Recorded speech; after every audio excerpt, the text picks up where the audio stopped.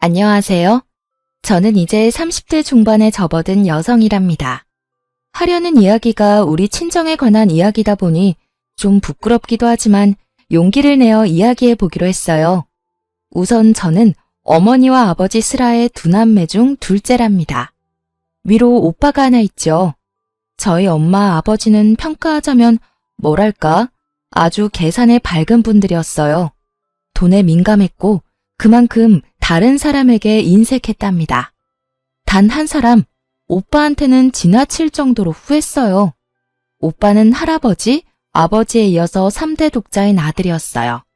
그러다 보니 오빠는 어렸을 때부터 금이야 오기야 컸죠. 뭐든지 오빠가 먼저였고 저는 집안에서 거의 존재감이 없었어요. 제가 어렸을 때 할머니가 점을 보신 적이 있었는데 제가 오빠의 앞길을 막을 존재라고 낳지 않는 것이 좋았을 것이라고 했대요. 부모님과 할머니는 그 점쟁이의 말을 아주 확실한 것으로 믿어버린 것 같았어요. 그래서 저는 마치 길에서 주워온 아이처럼 살았거든요. 초등학교를 다니던 시절인 어린 시절부터 부엌 심부름을 하며 자라야 했어요. 초등학교 시절 얼마나 먹고 싶은 것도 많고 갖고 싶은 것도 많은 시절인가요? 저는 먹을 것 하나, 갖고 싶은 것 하나 제대로 먹고 가질 수가 없었어요. 우리 집은 부유하지는 않았지만 그렇다고 해서 남에게 아쉬운 소리 할 만한 집안은 아니었는데도요. 경수가, 오빠가 잘 돼야 우리 집안이 잘 되는 거지. 너는 중학교 졸업하고 아르바이트해서 집안에 좀 보태라. 그리고 오빠가 좋은 대학에 가도록 다들 노력하자꾸나. 중학교밖에는 보내주지 않겠다는 청천벽력 같은 말이었죠. 저는 대학은 꿈도 안 꿨지만 그래도 고등학교는 보내줄 줄 알았어요. 결국 저는 고등학교 진학을 포기했고 근처 편의점에서 일하면서 고등학교를 혼자 힘으로 마치기로 했죠. 밤낮 교대 근무를 하면서 남는 시간에 열심히 공부했어요. 반면에 오빠를 대학에 보내기 위해 엄마 아빠는 별별 노력을 다 하더라고요. 과외 선생을 붙인다, 비싼 학원에 보낸다 등등 할 수 있는 일은 다 했답니다. 그런데 오빠는 이미 공부든 뭐든 스스로 하는 일에는 익숙하지 않았죠. 공부라고 해서 뭐가 다를 게 있겠어요. 스스로 할 의지가 없는 사람에게 과외 선생도 비싼 학원도 도움이 되지 않았답니다. 백약이 무효였지요. 저는 집안에서 전혀 지원을 받지 못한 채로 편의점에서 아르바이트를 해가면서 고등학교를 검정고시로 마쳤어요. 몇 년의 노력 끝에 지방이지만 교대에 입학하게 되었죠. 그리고 3번을 도전한 끝에 임용고시에 붙었어요. 너도 이제 집에 돈을 좀 내놔야지. 지금까지 키워준 것이 있는데 돈이 없는 것도 아니고 이제 버니까 집에 생활비 내놔라. 너도 조금 쓸 돈은 필요할 테니 한 20만 원 빼놓고 나머지는 집에 내놔라. 엄마는 제가 선생님을 시작하고 첫 월급날부터 제 돈을 노리더군요. 엄마가 어떻게 나한테 집에 생활비를 내놓으라고 하는 거예요? 나 어렸을 때부터 집안의 식모나 다름없이 컸어요. 고등학교 공부도 안 시켜줬잖아. 편의점에 취직할 때 미성년자라고 취직 안 시켜준다는데 부모 동의 받아오라니까 엄마 얼른 도장 찍어주던데요. 그 돈까지 달라고 했으면 지금 달라고 하면 안 되지. 설마 그 도장 찍어준 대가로 생활비 내놓으라는 거예요? 엄마가 저한테 해준 게 대체 뭐가 있다고 돈을 내놓으란 거예요. 엄마의 요구를 거절했어요. 그리고 아예 집을 떠나서 학교 근처에 자취방을 하나 구했죠. 집을 벗어나니 정말 세상이 자유롭더군요. 그러나 돈을 요구하는 엄마의 연락은 집요하게 계속되었어요. 오빠는 왜 나가서 아르바이트도 못한대? 오빠한테 나가서 일해서 집에 돈 내놓으라고 하세요. 분명 말하는데 나는 한 푼도 못 줘요? 오빠는 도대체 무슨 생각인지 매일 집에서 빈둥빈둥 프로야구나 보면서 시간을 보내는 것 같더군요. 엄마의 생활비를 요구하는 방식은 이제 아주 노골적이었죠. 어느 날 제가 퇴근을 하려는데 학교 앞에서 엄마가 기다리고 있더라고요. 제가 그렇게 거부하는데도 또 씨알도 안 먹힐 요구를 하더군요. 오빠가 어떤 괜찮은 직장의 면접을 보아야 한다며 면접에 입고 갈 명품 양복을 사달라고 말이죠. 그런데 놀랍게도 상무직함의 자리라죠. 그리고 요구하는 양복의 가격이 거의 200만 원에 육박하는 양복이었고요. 헛웃음이 나올 수밖에 없었어요. 절대 안 된다며 거절하긴 했지만 절대로 정상적인 회사는 아니다 싶었는데 나중에 알고 보니 어떤 술집이었어요. 술집의 술 상무자리였죠. 하긴 술 좋아하고 담배 많이 피우고 오빠에게 딱 맞는 자리라는 생각은 들었죠. 그러던 중 퇴근 후 엄마가 웬일인지 사근사근한 목소리로 집으로 오라고 하더라고요. 또 돈 얘기겠지 싶어서 가기 싫었지만 인사할 사람이 와 있다고 하기에 억지로 집으로 갔어요. 얘, 인사해라. 네 옳게 될 사람이야. 얘가 우리 딸인데 일이 잘 풀려서 선생님이지 뭐니? 서로 인사들 해라. 시누이 옳게 될 사이들 아니냐. 아마 우리 딸이 결혼할 때 많이 도와줄 거다. 오빠가 일하는 그 술집에서 일하는 사람인지 아니면 손님이었는지 모르겠지만 그 술집에서 만난 사이라고 하더군요. 이번에는 오빠의 결혼 자금을 끈질기게 요구했어요.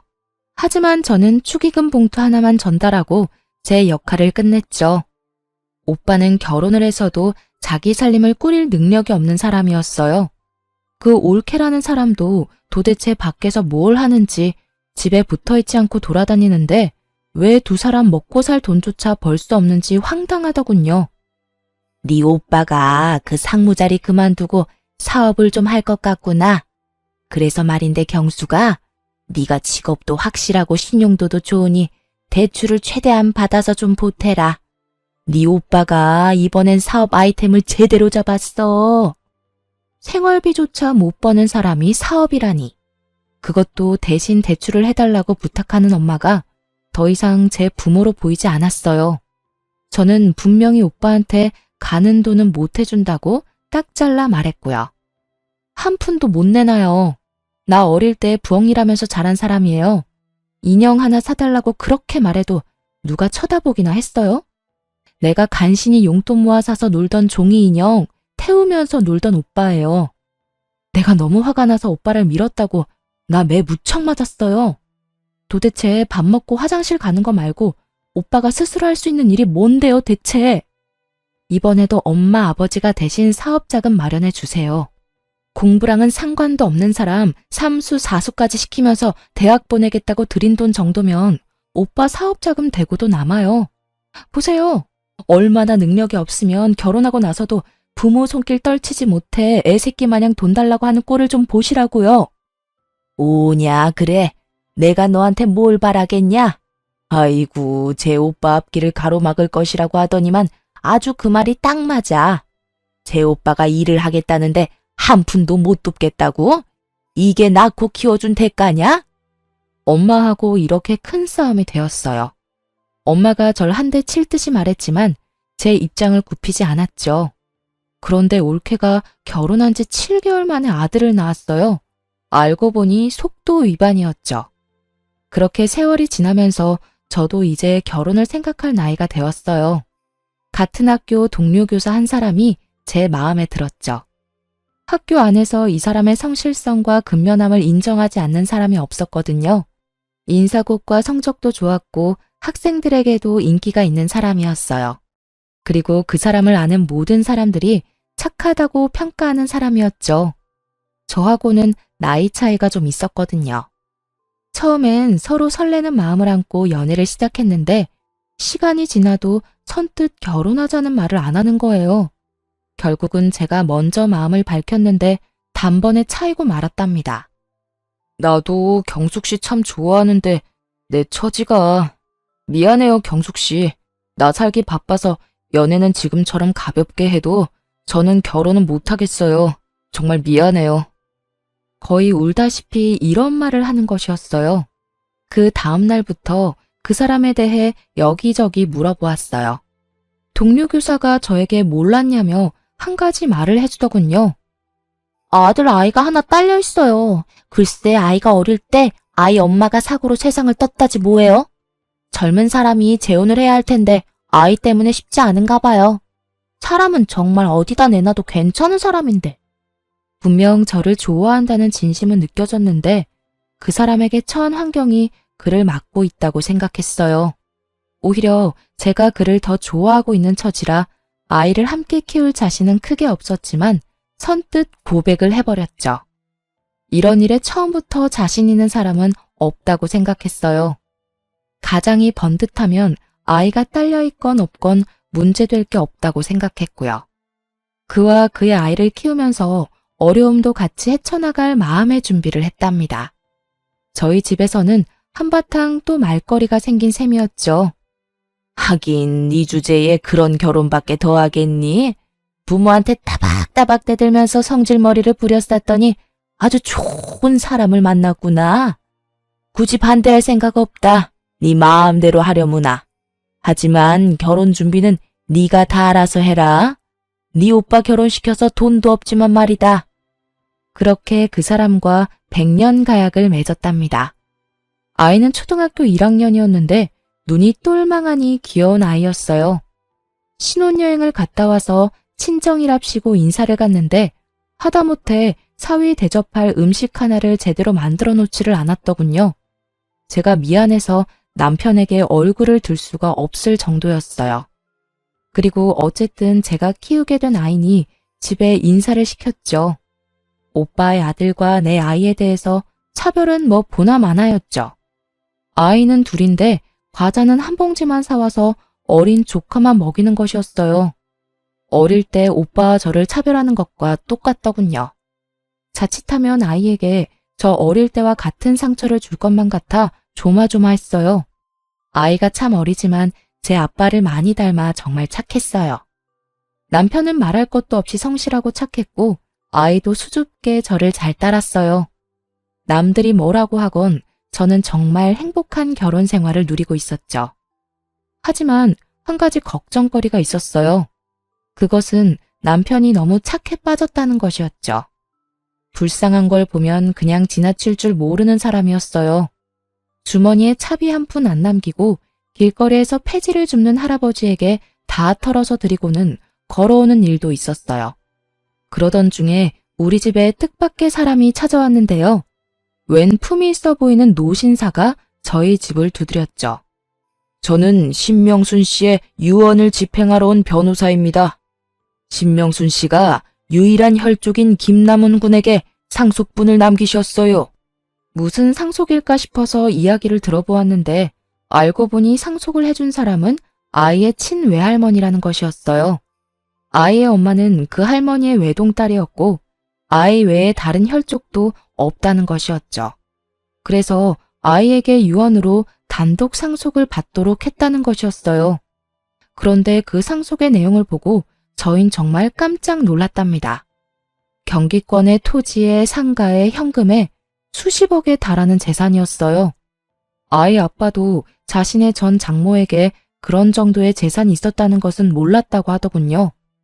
아이 아빠는 집이 좁아서 아이가 뛰놀기에 적당하지 않고 제가 불편할 것이라며 우선 집부터 옮겼고 그러고는 다른 일에 특별히 돈을 쓰지 않더군요. 학교도 그만두지 않고 여전히 성실하게 일했고 저 역시도 계속 학교에 나갔어요. 그렇게 평상시와 다름없는 일상이 흐르고 어느 날 친정에서 전화 한 통화를 받게 되었어요. 남편과 함께 친정에 가보니 그야말로 난리가 났더군요. 아이고 내 팔자야. 같이 사업을 하겠다기에 여기저기서 빚을 얻어서 3억이나 만들어 주었더니 그걸 들고 튀어버렸어. 이 썩을 며느리년이. 아이고. 네 오빠 사업할 돈이었다. 아이고. 그걸 몽땅 가지고 날라버렸어. 내가 사람을 미리 알아보았어야 하는 건데. 엄마가 땅을 치고 울고 있었고 아버지는 창가에서 담배만 피우고 있었어요. 도대체 우리 가족들 능력으로 어떻게 3억이나 되는 돈을 마련할 수 있었는지 알 수 없는 일이었어요. 그런데 이 일의 불똥이 우리 집에까지 튀고 말았죠. 여보게 김서방, 자네 처가가 알다시피 지금 난리가 났네. 3억 원만 좀 도와주게. 자네 입장에서 3억 원은 별 큰 돈은 아니지 않나. 꼭 좀 도와주게. 예, 경수가, 네 남편한테 말 좀 해봐 어서. 제게 부탁하면 씨알도 안 먹히니 마음 약한 남편을 건들기 시작했어요. 설마 착한 제 남편이 그러겠다고 말이라도 해버릴까봐 단번에 싫다고 거절했죠. 지금 그걸 말이라고 해요? 3억이 어디서 났는지 모르겠지만 3억을 관리 못한 오빠 책임이지 왜 우리한테 빌려달라 그래요? 돈 앞에서 치사하게 굴 때는 언제고 우리 식구한테 요구할 입장이 된다고 생각해요? 오빠가 스스로 일을 해서 벌어서 써야죠. 그놈의 사업할 주제도 안 되면서 그저 남 밑에서 일하기 싫어서 그깟 사장 소리 들으려고 사업하는 거 정말 우습지도 않아요? 올케라는 사람, 그 사람도 술집에서 만났다며. 그럼 이런 일 일어날 줄 몰랐다는 게 말이 돼? 앞으로 이 지긋지긋한 집이랑 인연 끊을 테니까 돈 빌려달라는 말 다시 꺼내기만 해봐. 그리고 우리 남편한테 몰래 연락해서 돈 달라고 압박 주기만 해봐요. 그땐 진짜 가만 안 있어. 다 뒤엎어버릴 테니까. 내 말 잘 알아들어요? 제가 아주 단호하게 거절을 하니까 집요하게 조르던 부모님이 일단 물러서더군요. 저는 이렇게 친정집으로부터 더 멀어지고 있었어요. 엄마, 아버지도 그리고 그 한심한 오빠도 더 이상 보고 싶지가 않더라고요. 착하디 착한 남편은 또 가족끼리 그러는 거 아니라고 저를 설득했고요. 저는 남편한테 착한 것이 나쁜 것은 아니지만 무조건 착한 것도 문제가 될 수 있을 것이라고 따끔하게 일렀죠. 그런데 그 무렵 친한 친구한테 전화를 한 통화 받았어요. 예, 경수가, 이게 얼마만이니? 너 결혼식 때 보고 이게 처음인가 보다. 얼마나 깨가 쏟아지길래 이렇게 연락이 없니?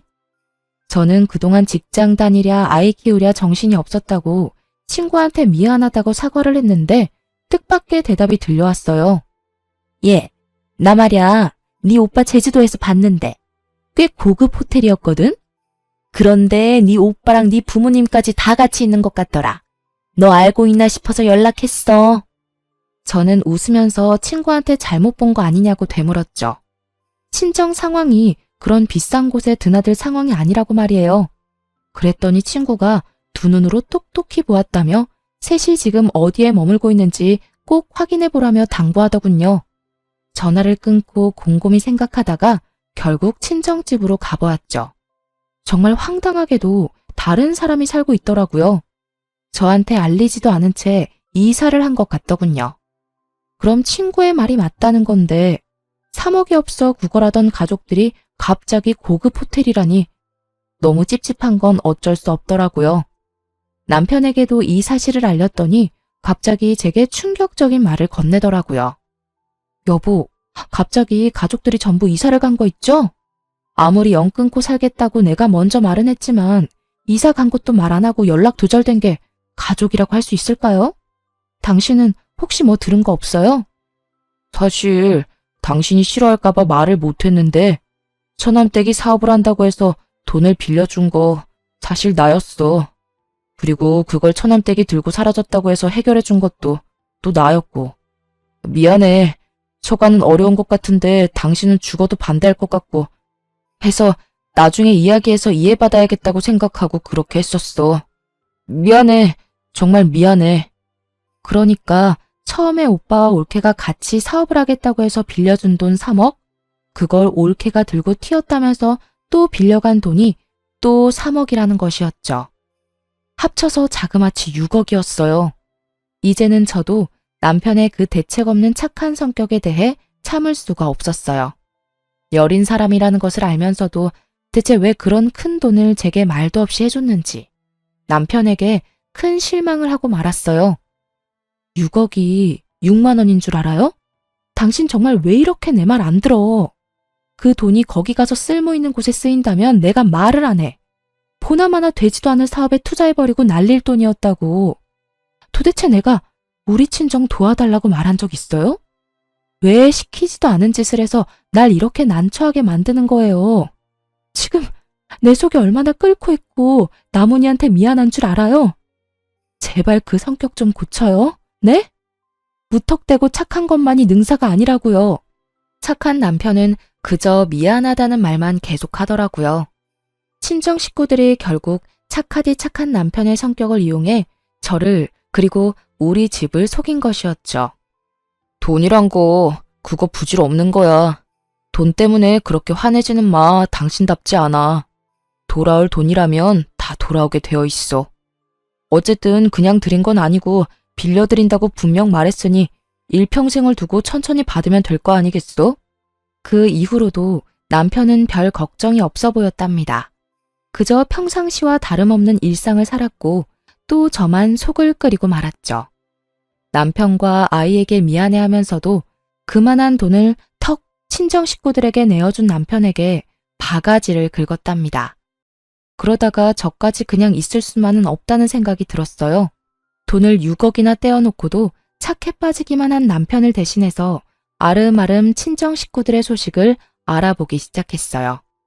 쉽지는 않았지만 돈을 써서 알아보니 금방 찾게 되더군요. 서울에 위치한 호화 빌라에서 떵떵거리며 사는 것 같더군요. 착해 빠진 남편은 제껴놓고 저 혼자 친정으로 찾아갔죠. 초인종을 누르자 안에서 화면으로 저를 본 엄마가 놀라더군요. 그런데 그 순간 계단을 올라와 친정 쪽으로 걸어오는 누군가의 얼굴에 소스라치게 놀라고 말았습니다. 돈을 들고 튀었다던 그 올케란 년이 손에 명품 로고가 붙은 쇼핑백을 잔뜩 들고 집으로 들어오다가 저에게 딱 걸린 거였죠. 올케를 붙잡아 세우고 같이 들어가기 전까지는 집에 못 들어갈 거라고 엄포를 놓았어요.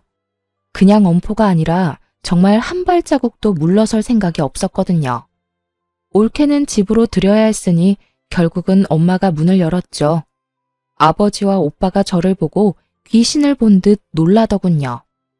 집에 와서 남편에게 친정 식구들의 소재지를 알아냈다고 이야기해 주었어요. 남편이 알 수 없는 미소를 띠더군요. 여보가 직접 알아낼 줄은 몰랐네. 그 돈 빌려드리면서 계속 사람 붙여서 당신 친정 식구들 움직이는 거 관찰하고 있었어. 당신이 괜한 고생을 했네. 저는 남편의 이런 말에 의아할 수밖에 없었답니다. 그러면서 남편이 제 앞으로 서류 봉투를 하나 내미는 것이었죠. 서류를 살펴보니 차용증이더라고요. 3억 원짜리 차용증 2장이었어요.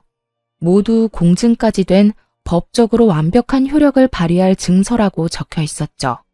거기다가 아버지와 엄마, 오빠와 올케가 연대 채무자로 설정해 놓았더라고요.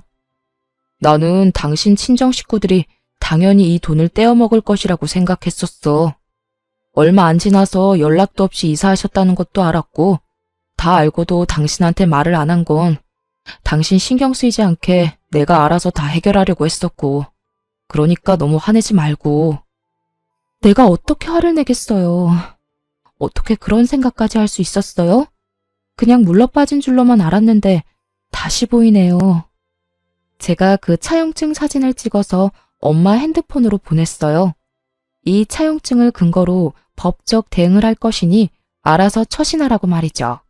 엄마가 다음날 우리 집으로 찾아와선 허리를 굽히며 말하더라고요. 아유, 차용증까지 썼는데 우리가 설마 돈 떼어먹겠니? 그 돈 갚을 생각이었다. 그러니 사위한테도 걱정 말라고 해라. 그리고 무슨 부모 자식 간의 법적인 대응이냐? 그런 말 말고도 우리 이제 왕래하며 지내자꾸나. 그렇게 친정엄마가 위선적인 살가운 인사까지 하고 집으로 돌아갔죠. 한동안 아무 연락이 없었고 저도 계속 친정 식구들을 관찰하고 있었어요. 그러던 어느 날, 그날 제가 몸이 많이 아팠어요. 몸살로 며칠을 고생 중이었는데 정말 칠판에 글씨 쓸 힘도 없어서 어쩔 수 없이 교감 선생님께 대체 수업을 부탁하고 조퇴를 신청했어요. 그런데 집으로 들어가 보니 어떻게 들어왔는지 올케와 엄마가 저희 집에 들어와 있더군요. 당황한 건 서로 마찬가지였어요. 네가 왜 벌써? 아직 올 시간이 아닌데. 아니, 난 몸이 아파서 조퇴했는데 지금 우리 집에서 뭘 하는 거예요? 도대체 어떻게 들어왔어요? 왜 남의 허락도 안 받고 들어와요? 그런데 당황하던 엄마와 올케가 득이양양한 미소를 짓고 말했어요. 다 들어오는 방법이 있지. 그나저나 네가 그렇게 내세우던 차용증이 이제 우리 손에 있구나. 저는 순간적으로 차용증이 있었던 서재로 향했답니다. 남편의 책상 서랍 잠금 장치가 부서져 있었고 그 안에 있던 차용증이 둘 다 사라져 있었죠. 차용증을 손에 넣은 올케와 엄마는 아주 의기양양하게 집에서 나가더군요. 도어락 비밀번호를 어떻게 알았을까 싶었어요. 올케와 엄마가 그렇게 돌아가고 퇴근한 남편에게 말했어요. 차용증을 훔쳐갔다고 말이에요. 남편이 서재를 보더니 한숨을 쉬더군요. 걱정하지 마. 내가 다 알아서 할 테니까. 아무래도 일을 좀 더 빨리 진행시켜야겠네. 그러더니 어딘가에 전화를 걸어서 질문을 몇 가지 하더니 설명을 들은 남편은 고개를 끄덕이며 겉옷을 챙기기 시작했어요. 잠시 나갔다 오겠다던 남편은 어떤 신사분하고 같이 들어오더니 제게 얼른 친정으로 가자고 말하더군요. 영문도 모른 채 일단 남편을 따라 나섰죠. 친정으로 가자 의외로 쉽게 문을 열어주더군요. 아마도 차용증이 자신들의 손에 있다는 자신감 때문이었을 거예요. 가보니 네 식구 모두 있었어요. 장모님, 그리고 처남댁, 저희 집에 무단으로 침입하셨네요. 어떻게 문을 열었을지는 저도 다 압니다. 당신들 뒤에 붙여놓은 사람들이 전부 낱낱이 말해줬거든요. 도어락 기술자한테 연락해 경숙씨 주민번호까지 도용해선 문 좀 열어달라고 부탁했다지요. 3배가 넘는 돈을 지불하면서요. 이거 명백히 주거 침입입니다. 제가 그것도 모르고 있을 줄 알았나요? 그리고는 남편이 핸드폰을 열어 파일을 찾더니 오디오 파일 하나를 들려주는 것이었어요. 아이고 내 팔자야. 같이 사업을 하겠다기에 여기저기서 빚을 얻어서 3억이나 만들어 주었더니 그걸 들고 튀어버렸어. 이 썩을 며느리년이. 아이고. 엄마의 이 거짓 하소연이 그대로 녹음되어 있는 것이었어요. 오빠의 목소리도 또렷하게 녹음되어 있더군요. 올케와 사업을 하겠다고 하면서 3억 원을 빌려달라면서 언제까지 갚겠다며 약속하던 말이었어요. 너무 큰 돈을 요구하시기에 제가 할 수 없이 녹음을 좀 했습니다. 첫 번째 채무에 대해서는 당연히 갚을 날짜가 지났으니 채무 불이행 소송을 진행할 생각입니다. 그리고 두 번째 채무에 대해서도 도주한 사실이 없는 처남댁이 도주했다고 하면서 또 저를 속이셔서 돈을 빌려가셨으니 당연히 사기죄로 법의 심판을 받게 할 것이고요. 그리고 그 신사분이 봉투를 열어 서류들을 꺼내 보이는 것이었어요. 집에 있던 차용증을 자세히 안 보신 모양입니다. 그것들은 모두 사본이에요. 정보는 공증을 마쳐서 제게 보관을 시키셨죠. 저는 이분의 변호사입니다. 엄마와 올케 얼굴이 새파랗게 질리는 것을 볼 수 있었죠. 에이, 자네가 설마 그걸 가지고 우리를 어떻게 하려고? 자네 착한 사람 아닌가? 그리고 그 돈 정도야 자네 입장에서 큰 돈도 아니고 말이야. 그저 저가 좀 도와주었다고 생각하면 되는 게야. 자네는 길거리에서 일하는 할아버지도 지나치지 못하고 도와준 사람 아닌가? 친정아버지는 당황하면서 이 사태를 없던 것으로 덮으려고 애를 쓰더군요. 아무리 화가 나더라도 친정아버지를 때릴 수도 없고 정말 제가 우리 할아버지로 환생을 하고 싶더라니까요. 그러면 하다못해 종아리라도 몇 대 칠 수 있잖아요. 길에서 일하는 할아버지야 그 연세에도 열심히 사시는 분이니 차비까지 털어서 도와드렸죠. 그분이 정말 필요한 일에 쓰시겠다고 6억을 빌려달라고 하면 저 또한 빌려드릴 용의가 있습니다. 스스로 노력이라는 걸 하는 사람이니까요. 그런데 지금의 경우는 그 경우하고 완전히 다른 것 같은데요. 이렇게 말하는 남편이 마치 처음 보는 사람 마냥 낯설게 느껴지더군요. 그 착해 빠진 사람은 어딜 가고 마치 영화에서 본 셜록 홈즈 같이 날카롭고 냉철해 보이는 남편이 제 눈앞에 서 있었어요. 제가 2번이나 아무 말 없이 도와드렸죠. 그리고 평상시에 제 성격을 아시고는 공증된 차용증까지 만드시고도 아무 일도 없을 것이라고 생각하셨겠죠. 하지만 말입니다. 동네를 돌아다니는 코딱지만한 강아지도 꼬리를 밟히면 짖는 법입니다. 제 믿음을 2번이나 배신하셨어요. 만일 정말로 처남과 처남댁이 사업을 할 돈이었고 그걸 처남댁이 들고 사라졌다고 한다면 저 이 차용증 사용하지 않았을 겁니다. 그런데 네 분이 완전히 저를 바보로 생각하셨네요. 그래서 2번에 걸쳐 6억을 저를 속여 뜯어내신 거였고요. 애초에 처남과 처남댁의 사업 얘기부터가 거짓이었죠. 엄마는 훔쳐낸 차용증이 사본이라는 것을 알고는 이성을 잃고 씩씩거렸죠. 거실을 이리저리 돌아다니면서 분을 삭히려고 하는 것 같았어요. 오빠랑 올케는 무릎까지 꿇고 천처를 부탁한다며 애절하게 빌더라고요. 우는 소리 듣기 싫었던 저는 코웃음 치며 말했죠. 점쟁이가 오빠 앞길을 제가 막을 것이라고 했다더니 그 말이 정말 맞네요. 저는 선처해달라고 말할 생각이 없어요. 감히 사기를 쳤으니 혼 좀 나야죠. 그런데 제 말을 들은 엄마가 이성을 잃고 제 머리채를 잡고 흔드는 못 볼 꼴이 벌어졌죠. 남편이 뒤늦게 떼어놓으려 하는데도 엄마는 정말 있는 힘을 다해서 매달리더라고요. 도저히 뿌리칠 길이 없을 정도로 힘이 강했어요. 그 순간 하필이면 함께 데리고 온 아이가 부딪혀 벽에 튕겨지고 말았어요. 아이를 맡길 마땅한 곳이 없어서 함께 온 것인데 방 안에 들어가 있으라고 일렀더니 어른들 고함 소리가 들리자 무서워서 나온 것이었죠. 부딪힌 머리 쪽에 피가 보였고 피를 보더니 엄마도 흠칫하는 것 같았죠. 저 아이가 내 집을 함부로 드나들 때부터 기분이 안 좋았어. 건방지긴. 경숙이 너하고 피는 한 방울도 안 섞였는데 똑같구나. 어찌나 맹랑하고 당돌한지 아주 볼 때마다 똑같다 싶었다니까. 아이에게 정말 눈물이 날 정도로 미안했어요.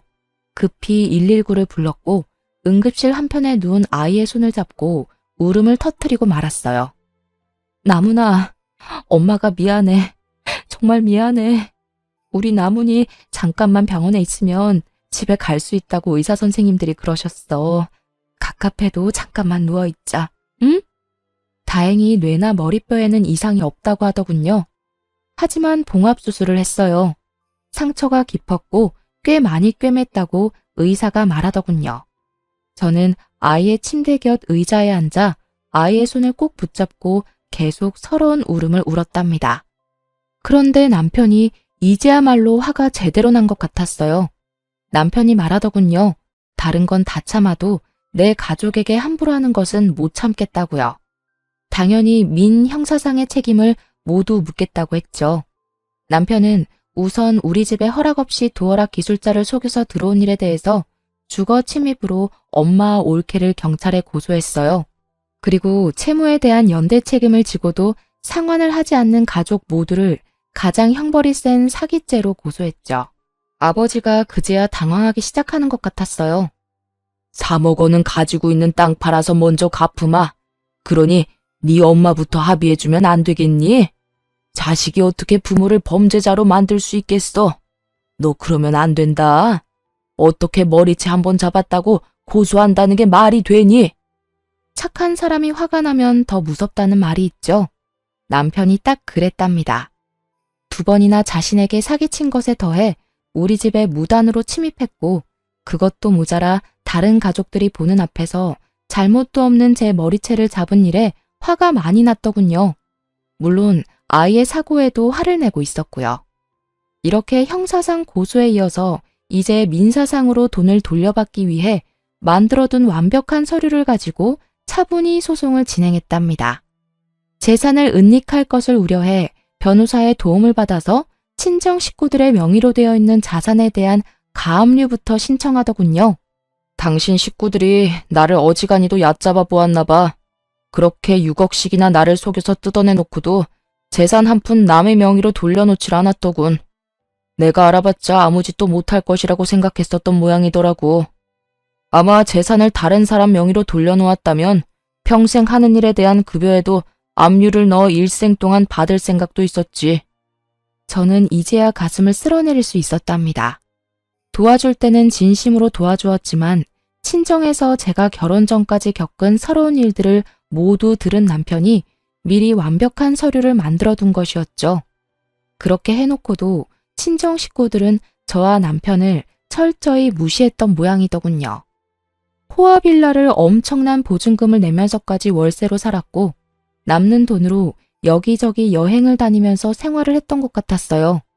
그리고 경찰이 증거물로 압수한 오빠와 아버지의 핸드폰에서 이런 경악할 문자까지 보게 되었는데요. 아버지, 매제가 아주 물컹이인데 말이에요. 이번엔 어떤 이유를 대고 돈을 달라고 할까요? 엄마 아버지가 빚에 쪼달리고 있다고 하니까 3억 원을 선뜻 내놓았잖아요. 이번엔 아주 아버지가 불치병에 시달리고 있다고 할까요? 그래, 그것도 좋은 생각이구나. 그것도 아주 돈 많이 드는 고액암에 걸렸다고 해봐. 그러면 아마 그 물컹이가 지갑을 또 열 거다. 빌려간, 아니 사기친 돈으로 호화 생활을 하며 떵떵거리던 친정은 이제 폭망할 처지에 놓이고 말았어요. 그런 친정 부모와 오빠에게 제가 한마디 해주었어요. 나더러 애딸린 신랑 만났냐고 비웃더니 도대체 사람 보는 눈이 있는 거예요, 없는 거예요? 올케 절대로 좋은 엄마나 며느리 될 사람 아니었어요. 그것도 못 알아보고 착한 사위는 이용하고 도대체 어떻게 사람들이 이래요? 스스로 살아갈 생각은 전혀 없고 기재라도 걸려서 다행이지. 아무 죄 없는 남편이랑 제가 피눈물 흘리는 건 안중에도 없죠. 모든 법적인 절차를 다 동원해서 당한 값은 모두 되돌려 줄 테니까 알아서들 하세요. 집안 사정이 이렇게 되자 올케네는 매일 밤 부부싸움이 일어난다고 해요. 얼마나 크게 싸우는지 옆집 할머니가 신고를 다 했더라고요. 정말로 올케가 집을 나가겠다고 선전포고를 했는지 부모님도 한 번 더 찾아와 제게 싹싹 빌더군요. 그런데 정말 친정 식구들 구제불능이었어요. 다른 사건 하나가 또 저를 웃게 만들었답니다. 친정 일이라면 이제 아주 서러운 일이라도 눈물보다 웃음이 먼저 나오더군요. 올케와 오빠가 물건을 집어던지며 싸우다가 조카 아이가 다쳤다더군요. 그런데 아이가 다치자 병원으로 데려갔고 그 과정에서 아이의 혈액형을 알게 되었는데 B형이라고 나왔대요. 오빠와 올케는 혈액형이 모두 O형이라고 했어요. 결국 조카가 오빠의 친자식이 아니었다는 것이었죠. 오빠가 올케에게 아이를 데리고 나가라고 또 한바탕 전쟁이 났다죠. 엄마와 아버지가 올케를 내쫓았다더군요. 올케에 대한 주거 침입건은 여전히 조사 중이었는데 뜻밖의 사실을 알게 되었는데요. 올케가 먼저 만나던 남자가 있었는데 결혼은 하지 않고 동거를 했었나 봐요. 아마 아이의 친부되는 남자였겠죠. 올케가 그 남자에게서 돈을 빌렸는데도 갚지 않자 이 남자가 고소를 했고 사기죄로 유죄 판결을 받은 전력이 있다고 했어요. 이런 사실이 드러나자 올케는 도주의 위험이 있다고 경찰이 여겼는지 구속수사로 전환시켜 착실히 조사받고 있는 중이고요. 그 여자 처음 본 순간 어떤 사람인지 제가 딱 알아보았죠. 시집에 인사하러 온 여자가 짧은 치마에 화장은 또 어찌나 진한지 화장 두께가 1cm는 될 것 같았거든요. 오빠나 올케나 독인 객인이라고 생각했었죠. 우리 아이의 상처는 빠르게 아물고 있었지만 제 친정에 대한 마음은 식구들 앞에서 제 머리채를 잡던 그 순간에 아주 완전히 닫혀버렸죠. 저는 이제 친정과는 확실히 절연했고요. 하지만 지금도 끈질기게 합의를 요구하고 소송을 취하해달라고 싹싹 빌고 있어요. 남편과 저는 절대로 그럴 생각이 없다는 입장이고요. 사람과 사람 관계라는 것이 참 어렵다는 생각이 들더군요. 도대체 자신들 슬하에 태어난 모두 같은 자식인데 저한테만 왜 그렇게 심하게 대하며 키웠는지 엄마에게 물었었죠. 점쟁이가 네가 우리 집안에 재수가 없는 아이라고 했다. 원래 내다 버리라고 했었어. 그 말을 들었어야 했는데 그러지 못해서 이렇게 됐구나. 부의 막급이다. 그저 평범하게 다른 집들처럼 공평하게 자랐더라면 아마도 가족끼리 서로 도울 수 있었을 거예요. 그런데 이 당연한 일이 왜 우리 집에서는 그렇게도 어려웠던 것일까요? 엄마를 비롯해 가족들의 사기 혐의에 대하여는 피해액이 5억이 넘는 경우이므로 특정 경제가중처벌법이 적용되었어요. 그래서 이를 주도한 엄마가 1년 6월에 징역을 선고받았어요. 오빠도 엄마보다는 혐의가 약한 것으로 인정되었지만 특경법에 의해 징역 1년을 선고받았죠. 올케는 약식 기소로 벌금 500만 원을 내게 되었고요. 그리고 친정 식구들에게 남은 것은 하나도 없었죠. 살고 있던 집, 그 외에 우리에게서 가져간 돈으로 사놓은 부동산 등 모든 재산이 차용증을 근거로 압류되었죠. 들려오는 말로는 방 한 칸에서 아버지 혼자 지낸다는 말을 들었어요. 제 남편에 대한 사기에서 가장 적은 역할을 했다고 해서 아버지는 기소되지 않았죠. 세월이 다시 무심하게 흘렀어요. 아이는 어느새 자라 초등학교 5학년이 되었답니다. 머릿속 깊숙이 봉합수술을 한 흉터가 남고 말았어요. 아이의 머리를 쓰다듬을 때마다 미안함에 그저 눈물만 흘렀어요. 서러웠던 시간이 저에게서 점점 멀어지고 있었지만 아이의 그 상처가 마치 그 모든 세월을 대변하고 있는 것 같았답니다. 그리고 사람의 기억이라는 것이 그렇게 쉽게 지워지는 것은 아니더군요. 어렸을 때부터 시작해서 아이의 머리가 그렇게 다칠 때까지의 과정이 자꾸만 생각나지 않을 수 없었어요. 제가 무얼 어쨌다고, 도대체 집안에 무슨 죄를 지었다고 그렇게까지 증오를 표출했는지 정말 알다가도 모를 일이었어요. 사기죄로 검찰이 엄마를 기소하고 재판을 받는 과정에서도 재판부에 빌긴 했지만 가끔 저와 눈이 마주칠 때 그 눈빛으로 보아 결코 진심으로 잘못했다고 생각하지 않는다는 것을 알 수 있었죠. 최근엔 우리 가정에 경사 하나가 생겼답니다.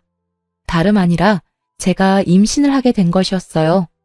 차별, 생각만 해도 끔찍한 그 일을 혹시 제가 저지르지 않을까 내심 큰 걱정이 되었어요.